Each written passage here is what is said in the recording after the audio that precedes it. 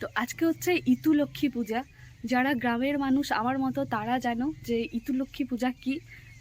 মা লক্ষ্মীরই আরেকটা রূপকে পুজো করা হয় অগ্রহায়ণ মাসের সংক্রান্তির দিন। তো পুজো করতে একটু অন্য রকম নানা রকমের সামগ্রী লাগে, আর মেয়েদের স্নান না করে খেতে নেই।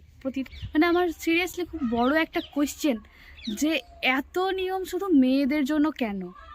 তারপর আবার এমন একটা জায়গায় মেরে দেয় যে খাওয়া যাবে না স্নান না করলে। করুণামি বিপত্তারিণী মা মঙ্গলময়ী রক্ষা। কেউ না খেয়ে আছেন নাকি?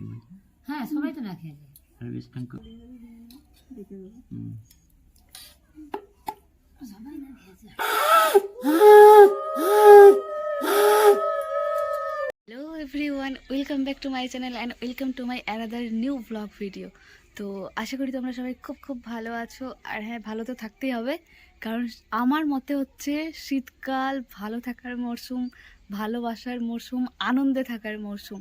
তো গুড মর্নিং সবাইকে। যেহেতু আমি মর্নিং থেকেই ব্লগটা স্টার্ট করছি, যদিও এখন মর্নিং বলা চলে না, প্রায় 11:30 মতো বাজতে যায়। আমি জাস্ট কিছুক্ষণ আগে উঠেছি, কিছুক্ষণ বলতে 15-20 মিনিট আগে উঠেছি, যার জন্য আমার এখনও মর্নিং আছে। তো শীতকালে এটাই হয়, ঘুম আমার ছাড়ে না।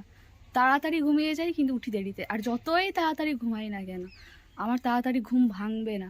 গ্রীষ্মকালে কি হয় যে আমি অনেক দেরিতে ঘুমাই, তাড়াতাড়ি উঠে যাই। আর এখন 2-1 দিন হয়তো অনেক রাত হয় ঘুমাতে, কিন্তু ম্যাক্সিমাম দিন আমি খুব তাড়াতাড়ি ঘুমিয়ে যাই 11-11:30 মধ্যে। আর উঠি তখন মানে মিনিমাম 9:30 তো বাজেই। কি বাজে অবস্থা, আর কি বাজে একটা হ্যাবিট হয়ে যাচ্ছে। যাই হোক, কিছু করার নেই, শীতকাল বলে কথা। কাঁথা মুড়ি দিয়ে ঘুমানোর পর, সরি লেপ মুড়ি দিয়ে ঘুমানোর পর, না ব্ল্যাঙ্কেট মুড়ি দিয়ে ঘুমানোর পর আর উঠতে ইচ্ছে করে না। তো চলো, অনেক দিন পর আমি একটা অন্যরকম ভিডিও নিয়ে এসেছি। তো যেটা নিয়ে আজকে ভিডিও বানাবো সেটাই বলি। তো আজকে হচ্ছে ইতু লক্ষ্মী পূজা। যারা গ্রামের মানুষ আমার মতো তারা জানো যে ইতু লক্ষ্মী পূজা কি। মা লক্ষ্মীরই আরেকটা রূপকে পুজো করা হয় অগ্রহায়ণ মাসের সংক্রান্তির দিন। তো পুজো করতে একটু অন্য রকম নানা রকমের সামগ্রী লাগে, আর মেয়েদের স্নান না করে খেতে নেই, প্রতিটা মেয়েকে। তো আমাকে তো এখনও স্নান করতে হবে, আমি এখনও স্নান করিনি। তার আগে ভিডিওটা জাস্ট শুরু করছি। তো এরপরে আমি স্নান করব, দেন তারপরে কিছু খেতে পারবো। তারপরে মানে পুজো হলে তবে গিয়ে খেতে পারবো। এবার স্নান করা বলতে তোমাদের তো মনে হতে পারে স্নান তো আমরা প্রতিদিনই করি। বেসিক্যালি এটাই ডুব দেওয়া, মানে মাথা ভেজাতে হবে, না হলে খাওয়া যাবে না, এটাই হচ্ছে নিয়ম। আর হচ্ছে যে কোনো এক পৌরাণিক ঘটনা আছে ডেফিনেটলি। তো ইতু লক্ষ্মী পূজার একটা আলাদা পাঁচালি আছে, যেই পাঁচালিটা শুনলেই বোঝা যাবে আর কি। ইতু লক্ষ্মী পূজার পাঁচালি থেকে জানতে পেরেছি যে দুই বোন ছিল, কি যেন বেশ নামটা আমি ভুলে গেছি। তো এমন একটা সময় হয়েছিল যে চারিদিকে জল খাবার কিচ্ছু নেই, এরকম একটা অবস্থায় ওই দুই বোন মিলে কোনো একটা জঙ্গলে গিয়ে মা ইতু লক্ষ্মীর ব্রত পালন করেছিল, পুজো করেছিল। দিয়ে তারপরে কি হয় যে দুজনেরই না একটা ভালো জায়গায় বিয়ে হয়ে যায়। একজনের হয় রাজার সাথে, আর একজনের রাজার মন্ত্রীর সাথে, খুব সম্ভবত। আমার গল্পটা আমি প্রতি বছর শুনি, কিন্তু এক বছর একটা গ্যাপ পড়ে যায়, তো এক্স্যাক্ট মনে থাকে না। আর মনে থাকলে আমার মনে হয় যে আমি কোথাও গিয়ে ভুল বলছি না তো। তো যাই হোক, যে রাজার বউ ছিল তার তো স্বাভাবিকভাবেই সুখ প্রচুর, ঐশ্বর্য প্রচুর। তো তার কি হয় যে সে একটা সময় গিয়ে ইতু লক্ষ্মী পুজো করতে ভুলে যায়, সে সুখ পেয়ে। আর যে মন্ত্রী ছিল, মন্ত্রীর বউ ছিল, সে প্রতি বছরই করতো। তো তারপর কি হলো, সে ওই রাজার বউ ভুলে যাওয়ার কারণে তার আবার দুঃখ দুর্দশা এলো, তারাও আবার গরিব হয়ে গেল। তখন গিয়ে কারণটা বুঝতে পারলো যে আমি ইতু মাকে অবহেলা করেছিলাম, তার পুজো করিনি, তার ব্রত পালন করিনি, এই জন্য হয়েছিল। তারপরে সে আবার ব্রত পালন করে, কান্নাকাটি করে, তারপরে তার আবার সব কিছু ফিরে আসে। এইরকমই টাইপের একটা গল্প। তো আজকে যখন ইতু লক্ষ্মীর পাঁচালি পড়া হবে তখন তোমাদেরকে শোনাবো, তাহলে গল্পটা আরও বুঝতে পারবে ভালো করে। বাঙালির 12 মাসে 13 পার্বণের কথা আমরা তো জেনেইছি। আর গ্রাম বাংলায় থাকলে না এই 13 পার্বণটা খুব ভালোভাবে উপভোগ করা যায়, উপলব্ধি করা যায়। এর জন্য I am really very blessed কি আমি গ্রামে জন্মেছি। তো যারা যারা তোমরা গ্রাম থেকে বিলং করো তারা অবশ্যই জানো। আর কাদের কাদের বাড়িতে ইতু লক্ষ্মী পূজা হয়, যদি ইচ্ছে হয় তো কমেন্ট সেকশনে আমাকে জানাতে পারো। তো আমি এখন ছাদেই আছি, বুঝতে পারছো। তো চলো নিচে যাই, নিচে গিয়ে স্নান করি, তারপরে তো পুজো আরম্ভ হবে। পুজোটা তো দেখতে হবে, তাই না? আগের বছরেও তোমাদেরকে আমি আগের বছরের ঋতু পূজাটাও দেখিয়েছিলাম, কিন্তু ইতু পূজার সময়ই মানে আমি আপলোড করিনি। অনেক মাস, মানে প্রায় 4-5 মাস পরে বোধহয় আমি ভিডিওটা আপলোড করেছিলাম। তো চলো এবার নিচে যাই, গিয়ে তোমার স্নান করি, তারপর পুজো হবে, পাঁচালি পড়া হবে, সেই পুরোটা তোমাদের সাথে আজকে শেয়ার করব। আর হ্যাঁ, আরও একটা কথা, যে পুরো ভিডিওটা দেখতে থাকো স্কিপ না করে, আশা করি ভালো লাগবে। মানে আমার মতো যারা পুজো পার্বণ উৎসব অনুষ্ঠান ভালোবাসো তাদের ডেফিনেটলি ভালো তো লাগবেই। আর হচ্ছে যে যারা নতুন দেখছো আমার ভিডিও, তারা অবশ্যই আমার চ্যানেলটাকে সাবস্ক্রাইব করে দিও, আর তোমরা যারা পুরনো আছো তারা অবশ্যই আমাকে সাপোর্ট করো। কারণটা জানোই যে তোমাদের সাপোর্ট ছাড়া এগোনো পসিবল না একদমই। তো তোমরা প্লিজ লাইক কমেন্ট করো, আর অবভিয়াসলি আমাকে মতামতটা জানিও যে তোমাদের কেমন লাগছে না লাগছে। আর নতুন যারা আছো তারা অবশ্যই সাবস্ক্রাইব করে আমার পাশে থেকো। চলো এবার নিচে যাই, নিচে গিয়ে বাকি কি হচ্ছে না হচ্ছে সেগুলো পুরোটা তোমাদের সাথে আমি শেয়ার করতে থাকি। নিচে নামতেই মনে পড়লো যাদেরকে নিয়ে আজকে এই পুজোর প্রচলন শুরু, মানে সেই রাজার আর মন্ত্রীর বউ, তাদের নাম উকনো আর ঝুকনো। তো এই যে জেঠিমা দেখছি উঠোনটাকে বেশ সুন্দর আলপনা দিয়েছে, মানে যতটা পেরেছে আর কি তাড়াহুড়োতে।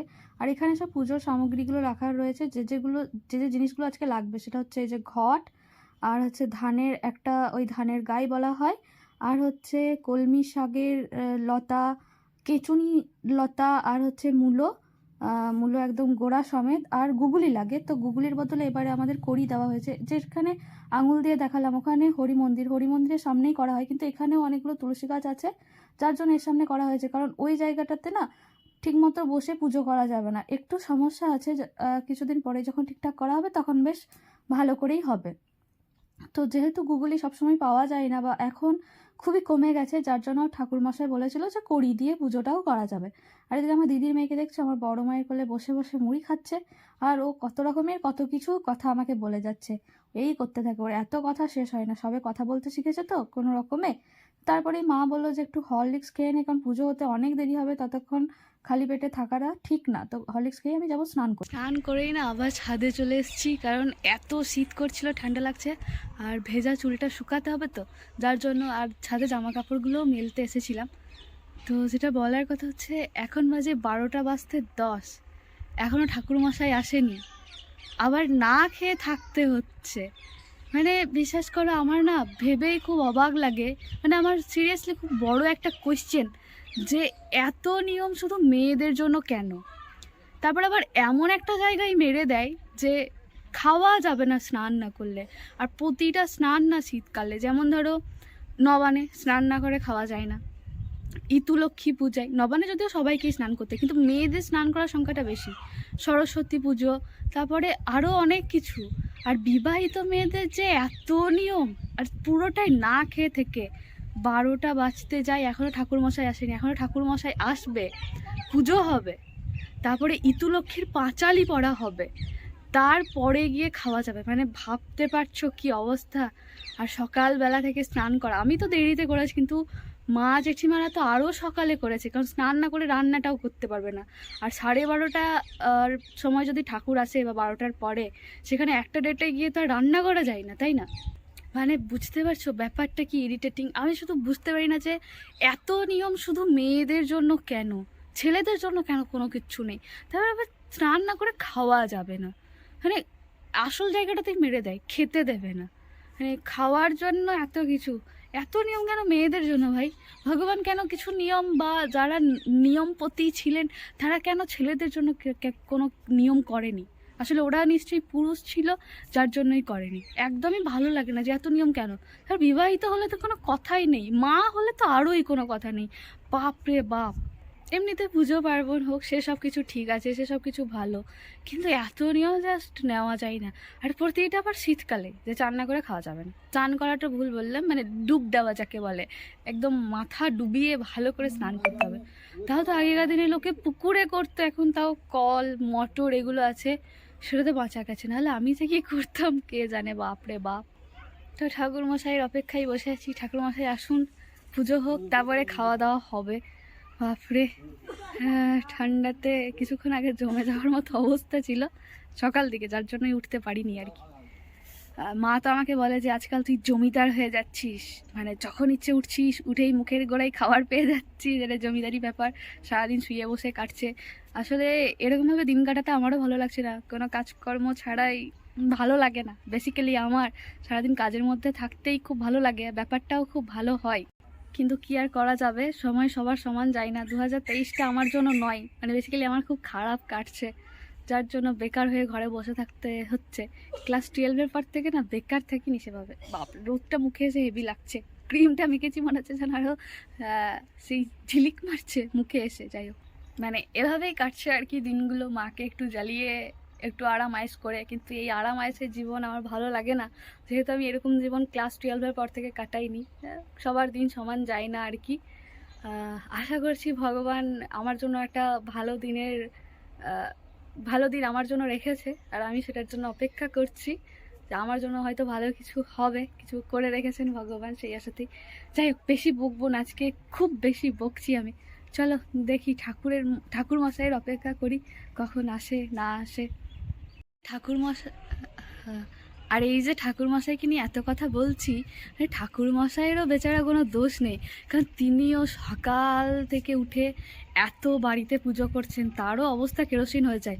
আমি তো ঠাকুর মশাইদের কথাও ভাবি যে প্রায় প্রতিটা দিনই তাদের উপোস করে পেরিয়ে যায়, হয়তো 2-3টে সময় খেতে পারেন ভাত, মানে তাও আবার সকালের মুড়িটা ওদের জোটেই না কখনো। ওদেরও বেচারা কষ্ট, আমরা বলছি শুধু আমাদের কষ্টটা দেখছি, কিন্তু ওদেরও বাড়ি বাড়ি গিয়ে সকালে স্নান করে শুধু ওই হালকা একটা স্যান্ডো গেঞ্জি আর ফিনফিনে একটা ধুতি পরে ওরকমভাবে পুজো করে বেড়ানো, হ্যাটস অফ। সিরিয়াসলি আমরা হয়তো পারবোই না, একদমই পারবো না। বাপরে, এটাও একটা বিশাল চাপের আর কষ্টকর ব্যাপার, কি করে পারে তারাই জানে ভাই। মানে ওনাদেরকেও কিছু বলার, কোনো দোষ দেওয়ার কোনো জায়গাই নেই, সিরিয়াসলি। যাই হোক, চলো যাই, দেখি ঠাকুরমশাইয়ের কখন আসা হয়। নিচে এসে দেখছি ঠাকুরমশাই চলে এসেছে, এরপরে পুজো শুরু হয়ে যাবে। ওই যে সমস্ত লতাগুলো ছিল, কলমি শাকের লতা, কেঁচুনির লতা, তারপরে মূলো শাক, সেইগুলো দেওয়ার পরে ওপরে ঘরটা বসাতে হয়, তার উপরে ধানের ছড়াটা দিতে হয়, এর উপরে ফুল দিয়ে পুজো করা হবে আর কি। আজকের পুজোটা মেয়েদের জন্য বা মেয়েদের পুজো, যার জন্য কিন্তু শুধুমাত্র মেয়েদের নামগোত্র ধরেই পুজো হয়, বাড়ির অন্য কোনো সদস্যের নামগোত্র ধরে কিন্তু পুজো হয় না। যতজন বাড়ির মহিলা আছে তাদের নামগোত্র ধরেই আজকের পুজোটা হয়। মেঘ না না ইয়া আনবা কাশ্যপগোত্র সন্তানবা কাশ্যপগোত্র পূজা দেবা কাশ্যপগোত্র মাধবী দেবা কাশ্যপগোত্র সুলেখা দেবা কাশ্যপগোত্র শিলেখা দেবা কাশ্যপগোত্র না দেবা কাশ্যপগোত্র মেঘলা দেবা সদা পুত্র সপরিবার কস সর্বমনস কন্যা পুণ্যত্ব সর্বসবাধা বিনিয়োক্তম শ্রী শ্রী তুরুপিনী মহালক্ষ্মী দেবী পূজনম কৃষ্ণমা সংকল্পিতার্থ সিদ্ধি সন্তু করুণামি বিপত্তারিণী মহামঙ্গলময়ী রক্ষা। কেউ না কে আছেন নাকি? হ্যাঁ, সবাই তো না খেয়ে যায়। আর বিষ্ণু সবাই না খেয়ে যায়।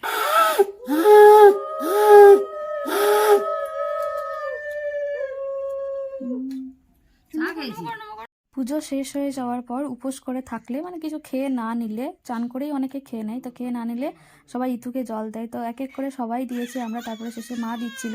তারপরে এই জল দেওয়া হয়ে গেলে একটা ঝুড়ি দিয়ে, নতুন ঝুড়ি দিয়ে এটাকে ঢেকে দেওয়া হয়, মানে এটাকে আর দেখতে নেই। আর পরের দিন সকালবেলাতেই সবার আগে উঠেই এটাকে বিসর্জন দিয়ে দিতে হয়। এরপরেই পাঁচালি পড়া হবে, ইতু লক্ষ্মীর তোর পাঁচালি। বাবাকে জানিস তো টের পেলে আর ওখানে ঝুমনো পিঠে খেয়ে মুখ মুছে শুতে গেল, ছ্যাঁক ছ্যাঁক আর ছাংনে পিঠে ভাজা মনে বামুনে তেঁতুলের বিচিগুলি টোপরগুলি শুদ্ধ নিয়ে ঘরে এসে বলে আরো বেশি নারায়ণঘাটিতে সেই ফটিয়ার মা কথা শুনে আলাদা আটখানা হয়ে বাপের সঙ্গে তেল অন্নবরত হাঁটতে লাগলো। পথ আর ফুরোয় না। অন্য বলে, বাবা আমার বাড়ি আর কত দূর? বলে, আর বেশি দূর নয়। এই বললো জঙ্গলের কাছে গিয়ে উপস্থিত হলো। যুগ্ন বললে, বাবা আর চলতে পারছি না, বড় তেষ্টা পেয়েছে, একটু জল দাও না বাবা। অমন করলে কি তাদের না একটা বড় বট গাছের তলায় বসিয়ে জল আনবার সুতো করে সে চলে গেল, আর ফিরে এলো না। অন্য ঝুমনা তো বট হেঁটে বড্ড ক্লান্ত হয়ে পড়েছিল। একটু শুলো যেমন শোয়া তেমনি বট গাছে ঠান্ডা হাওয়ায় ঘুমিয়ে পড়া। কিছুক্ষণ পর জেগে দেখে উঠে রাত অনেক হয়েছে, চারিদিকে বাঘ ভাল্লুক ডাকছে, তাদের বাবা কাছে নেই। ভয় জড়সড় হয়ে দুজনে কাঁদতে লাগলো। অন্য বললে আর কেঁদে লাভ কি? পিঠে খেয়েছিল বলে বাবা ফাঁকি দিয়ে বনবাসে দিয়ে গেছেন। তখন তারা বট গাছের কাছে গিয়ে বললে, বটবৃক্ষ তুমি যদি সত্যিকারে বটবৃক্ষ হয়, দুজনে তোমার গহ্বরে স্থান দাও। বট গাছ দুভাগ হয়ে গেল। ঝুমনা বলে লুকিয়ে রইল। ক্রমে রাত্রি হয়ে দিন এলো। বট গাছকে বললে বটবৃক্ষ তবে এখন আমাদের যায় বাড়ি যেতে দাও। বট গাছ ভাগ হয়ে গেল, অন্য ঝুনো বাইরে এলো। তারা ঘুরে ঘুরে যেখানে যে ফল পায় তাই খেয়ে কোনো রকমের দিন কাটায়। এইভাবে কদিন গেল। রাত্রে বট গাছে গহ্বরে থাকে আর দিনে বেরিয়ে এসে ফল জোগাড় করে খায়। ঝুনো ঘুরতে ঘুরতে এক জায়গায় যে উপস্থিত দেখে কি দেবকন্যা নেই ধুয়ে আপন আসন পেতে ঘট পিটুলি ফল দেখি পুজো করছে। দেবকন্যা তাদের দুজনকে দেখে বলে তারা কে রে? অন্য ঝুনো বলে আমরা বড় অভাগিনী পিঠে খেয়েছিলাম, বাবা আমাদের বনে দিয়ে গেল। দেবকন্যা নেই ধুয়ে খেয়েছে আমাদের সঙ্গীত পুজো করে তাদের সব দুঃখ দূর হবে। যেমন শ্রমিকা ঝুনো পুকুরে ডুব দিয়ে এলো, ঘর দিল, কেউ আসন দিলে, কেউ পিটিল, ফুল দিয়ে, কেউ পুজোর নিয়ম বলে দিলে। অন্য ঝুনো পূজা করলে পুজোর পর দেবকন্যারা বলে আজ অগ্রহ মাসের রবিবার, এই মাসে এই দিনে যে না খেয়ে দিয়ে শুদ্ধ ঋতু পুজো করে তারা সুখের সীমা থাকে নাই বলে দেবকন্যার অন্তর্ধান হলেন। অন্য ঝুনো দেখে কি তাদের আর রূপ ধরে না। তারা তখন ইতুর ঘর নিয়ে বাড়ি চললো। যে সেই বড় রাস্তায় সমস্ত দিন হেঁটে ওই রাস্তা পার হওয়া যায়। নিতু ঠাকুরনি পরে সেই রাস্তা কম দূর হয়ে গেল। ঝুমনো বলে এক গয়না পরে রূপে চারিদিকে আলো করে বাড়ি ফিরে গেল। পাড়াপড়শিরা তাই দেখে বলে, ও বামুন দিদি দেখো তো অন্য ঝুম বাড়ি এসেছে। বামনি অনেকদিন পর মেয়েদের দেখে আল্লাদে আটকানা। এদিকে ইতু ঠাকুরনি বড় বামুন অবস্থা ফিরে গেল। কুড়ে ঘরে বদলে প্রকাণ্ড বাড়ি, হাতি চালে হাতি হলো, ঘোড়া চালে ঘোড়া হলো, ঘরে তোরা ধান হলো, গোয়াল ভেড়া গরু হলো, বাড়ি ঘর ধনে সব ভরে গেল। ঐশ্বর্যের সীমা নাই। বামুনও ভারী এইসব দেখে অবাক। বামনিকে ডেকে বললো, দেখছিস বামনি অলক্ষণ মেয়েদেরকে তাড়িয়ে দিয়েছিলাম বলে কেমন ধন দৌলত হয়েছে শুনে মেয়েরা ঘর থেকে বাইরে এসে বলিস বাবা এত অহংকার কোন? এত ইতু ঠাকুরনি বড় হয়েছে, তুমি তো আমাদের বনবাসে দিয়ে এলে, সেখানে আমরা ইতু পুজো করেছিলাম, তাই তোমার এত ঐশ্বর্য হয়েছে। বামুনের মুখে রাটি নেই, তখন আদর করে মেয়েদের তুলে নিলে এইভাবে দিন যায়। বামুনের সুখের সীমানা। একদিন সেই দেশে শিকারে গিয়েছিলেন। পর যেতে তারা সিপাই লস্কর বড় চেষ্টা বলে জল কোথাও নয়। সিপাই খুঁজতে খুঁজতে বামুনের প্রকাণ্ড বাড়ি দেখে ভয় পেয়ে দেখতে পেয়ে জল নিতে এলো। অন্য করলে গীতু ঠাকুরনি একটা ছোট্ট ভাড়ে একবার জল দিলে রাজা, লোকেরা তা নিয়ে রাজাকে দিলে। এত লোক ওইটুকু জল দেখে রাজা উনি সময় বললেন কি আমার সঙ্গে ঠাট্টা? রাজা জল ফিরিয়ে দিলে। অন্য বলে এই জলে ঢের হবে, সেই কথা সেই কাজ, যে সেই কথা সেই কাজ। আর ওই জল রাজা খেলেন, পাত্র খেলেন, কোটাল খেলো রাজার সিপাই লস্করে সকলে খেলে, তবুও ভাড়ের জল ফুরায় না। রাজা দেখে অবাক। বামুনকে ডেকে বললে, আপনার কন্যা দুটিকে আমার সঙ্গে আমার বন্ধু পাত্রের সঙ্গে বিয়ে দেবেন। বামুন শাড়ি খুঁজে রাজা আতুরকে জামাই করতে কেনাছে। বামুনের বাড়িতে ধুম পড়ে গেল। ভাড়ের বাড়ি দই ঝাঁকা ঝাঁকা মাছ, বস্তা বস্তা আলু, ঘি ময়দা আসছে। ঝুমনো বিয়ে মহা ধুমধামে ঝুমনো বিয়ে হয়ে গেল। মেয়েরা শ্বশুর বাড়ি যে বামুনের বাড়িতে ঠাসার অপর। সেদিন ছিল অগ্রহ মাসের রবিবার। অন্য সকালে উঠে লুচি সন্দেশ খেয়ে জল খেয়ে নিল। ঝুমনো সকালে উঠে পুকুর ঘটে স্নান করে আপন সম্পদের ঘর নিতে সব জোগাড় করে দিদিকে ডাকতে গেল। অন্য বললেন, তা আমি জল খেয়েছি আর আমার ঋতু পুজো করা চলবে না, আমি রাজা রানী, আমার কি ওসব পুজো করা লাগে? ঝুমনো আর কি করে মাটিতে রেখে দিয়ে এক লাঠি ঋতু পুজো করতে থাকলে যাবার সময় হলো। অন্য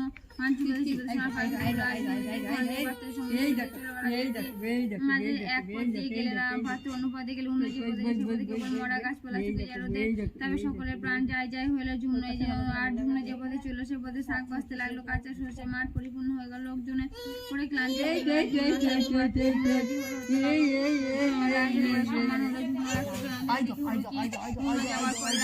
নলক্ষী ঢুকলো। রাজা হাতি ছেলে হাতি হলো, লোকে বলতে লাগলো রাজা শিকারে গিয়ে কি লক্ষণের মেয়ে না এনেছে। রাজাও ভাবলেন কি লক্ষণের রানীর ঘরে এনেছে।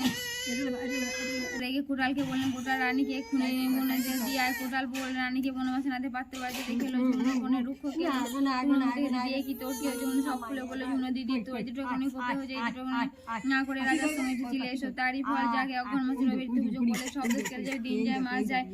ঝুনো বাড়িতে দেখতে দেখতে অগ্রহণ মাসে ঝুনো বলে দিদি কাল রবিবার সকলে নিয়ে খেয়ে দিয়ে ঋতু পুজো করতে হবে। সকাল হলো ঝুনো তাড়াতাড়ি পুকুর গিয়ে স্নান করে এদিকে এসে ডাকলে দিদি তিনটি রবিবার গেল। অন্য ঋতু পুজো হয় না, মাত্র একটি রবিবার বাকি আছে। আগের দিন ঝুনো বলে দিদি আজ তুই আমার গেলে বছর ঋতু পুজো হবে না, অন্য তো কিছুতেই শোবে না। ঝুনো ছাড়বে না, কাজে রাজি হলো। অন্য আঁচল বেঁধে শুয়ে পড়লো। সকাল হতে রাতে অন্যকে টেনে নিয়ে পুকুরে স্নান করতে গেল, পুজো করতে গেল। পুজো শেষে অন্য বললে দিদি তো এখন ঋতুটা নিকট বছরের মধ্যে বর ছেড়ে দেখো ঋতুটা নিকট ক্ষমা চাইলে এবং বিশ্বস্ত বিস্মিত রাজা আবার তাকে স্মরণ করে যাতে সুখে ঘর করেন এই বর চাইলে ইতির কৃপায়। রাজা তখনই অন্যকে মনে পড়লো। কোটালকে হুকুম করলো রানীকে বন থেকে সন্ধান করে শীঘ্র নিয়ে এসে অমনি খোঁজ পড়লো। সন্ধান হলো কোটাল আর মেয়ে কোটাল যে সংবাদ দিল রাজা নিজে না গেলে রানী আসবে না। তখন রাজা গিয়ে চতুর্শারী পালকিতে মহা ধুমধামে অন্য রাজবাড়িতে নিলে। রাজার আবার হাতি লোক পাইকা লস করে সীমা রইল না, অন্য সুখ দেখে কেউ। তো শেষটা এটা ছিল যে উগ্ন আবার মানে 1 বছর পর অগ্রহায়ণ মাসের রবিবারে ইতুলক্ষ্মী পূজা করার পর তার বর তাকে আবার ফিরিয়ে নিয়ে গেল, মানে রাজা। তারপরে তাদের যা কিছু হারিয়েছিল, ধন দৌলত ঐশ্বর্য, হাতিশালে হাতি, ঘোড়াশালে ঘোড়া, সব কিছু ফিরে পেল। তাদের দুজনেরই উগ্নঝুগ্নর দুজনেরই কার্তিকের মতো একটা ছেলে হলো। তারপর তারা সুখে সংসার করতে লাগলো। আর ইতুলক্ষ্মী পূজা মর্তে বা সব জায়গায় প্রচলন হলো। এটাই ছিল শেষটা। তারপরে পুজো শেষ হওয়ার পর শাঁখ উলু দিয়ে, মানে শাঁখ বাজাতে হয়, উলু দিতে হয়, আর প্রণাম তো অবশ্যই করতে হয়। ব্যাস এটাই ছিল শেষ। তো এখানে আমি আমার ব্লগটাও আজকে শেষ করলাম। অনেকটা লং হয়েছে আমি জানি, শুধুমাত্র পুজোটুকু দেখাতে আর আমার কিছু কথা বলতে। যাই হোক, তো দেখা হবে পরের কোনো ভিডিওতে। ততক্ষণ তোমরা সবাই ভালো থেকো, সুস্থ থেকো, আর অবশ্যই কমেন্ট করতে ভুলো না যে কার কার বাড়িতে ইতুলক্ষ্মী পূজা হয়, কীরকম হয়, আর তোমাদের কেমন লাগে এই 12 মাসে 13 পার্বণের ব্যাপারটা। চলো আজকের মতো এখানেই ব্লগটা শেষ করছি। অবশ্যই like, comment, share and subscribe করতে ভুলো না যারা নতুন দেখছো। দেখা হবে পরের কোনো ভিডিওতে। ততক্ষণ আজকের মতো টাটা।